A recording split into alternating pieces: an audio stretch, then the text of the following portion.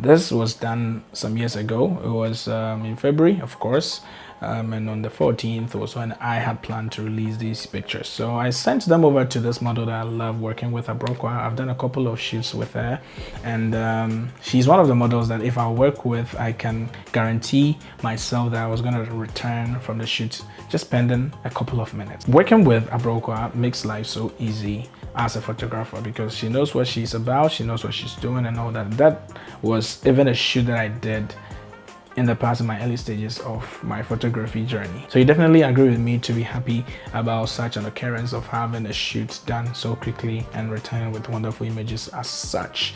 So yeah, I went over to Accra from Kumasi, and of course some communication had already gone on. I had spoken to her about how I wanted the shoot to be, and she recommended a couple of locations because I'm not over there in Accra and I cannot really decipher where to shoot here and there. That will really ensure that the shoot resonates around the reason why we're doing it. And because of that, I gave her the liberty to make the decision about where we're going to take these pictures.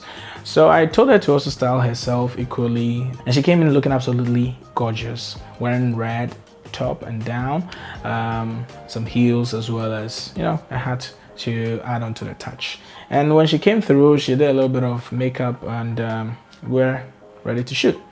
So in this location, of course, we wouldn't be able to shoot during working hours. So this was actually on Sunday, and mostly on Sundays they don't open up the restaurant. The restaurant doesn't run early on Sundays. So we stole the opportunity to take the pictures as quick as we could, and because she's well versed with photography, I mean, comporting herself and conducting herself in front of camera, it made it so much easy to work with her, and within a couple of minutes, close to an hour, we're through with the shoot. So let me just give you a gist about how the shoot went on. So I had my Sigma 85mm 1.4, and with my Canon EOS 6D, I took these pictures, ensuring that I had my subject isolated. This space wasn't a huge space as I wished I had, but I still maximized the location. I had to press my back against the wall, hoping that I could have much more inches back there behind me, but this was all that I was exposed to. So I took some shots with my portrait 85mm 1.4, then I swapped it for the 16 to 35 2.8 wide angle lens, and I took a couple of shots as well, ensuring that her full body was in it. And she did a lot of wonderful poses. I didn't really conduct it as much because she knew what she would do, and it made it so easy. Working with professional models always ensures that you are guaranteed with the best of poses, and it makes your life a whole lot easy. So if you're a startup photographer, there's a quick advice for you. Try to enroll yourself in a photo shoot with professional models, and it's going to teach you a whole lot, because you're not going to talk so much, because in early stages you may not be very versed with how to direct your models to give you the best poses. But if you work with a professional model, they come up with all the poses, and some of the ideas can, you know, be outstanding, and that you will really enjoy the shoot in the end and learn a whole lot. And it will give you further more ideas when you're working with even people who are not professional, can give them the directions. But you can always as well carry with you reference materials like pictures that are shot by some photographers that you revere, and yeah, all these can also help you facilitate your photography, and it will make you a better person as well in your craft, of course.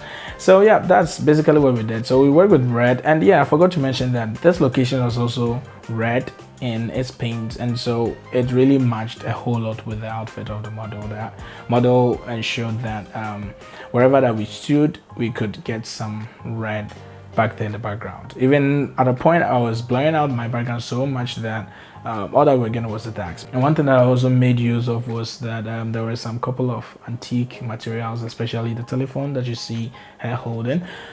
That was actually over there, and we added that onto it because white can complement red and vice versa. And so it wasn't a tough decision to make. We just went for it, and it added on to the pictures, and they look so absolutely good. Even though this was shot a whole lot of months converted to years back there in the past, I still look at them today and I'm proud of it. I actually even have one of the photographs framed, this particular one, framed over there sit on my shelf. So it tells you how much pleased I was with the shoot and how much I love these images. So yeah, basically that was how we conducted the shoot for February 14th in that year. I'm gonna put it down there. I've actually forgotten the year exactly we shot this, but yeah, we prepared them for 14th, and when I posted them, people were so much in love with them. And so thank you very much for watching this video. If you enjoyed it, please give it a thumbs up, subscribe to my channel, and turn on the post notification button so that you always be notified of future videos anytime I upload them over here on my YouTube channel. Until the next video,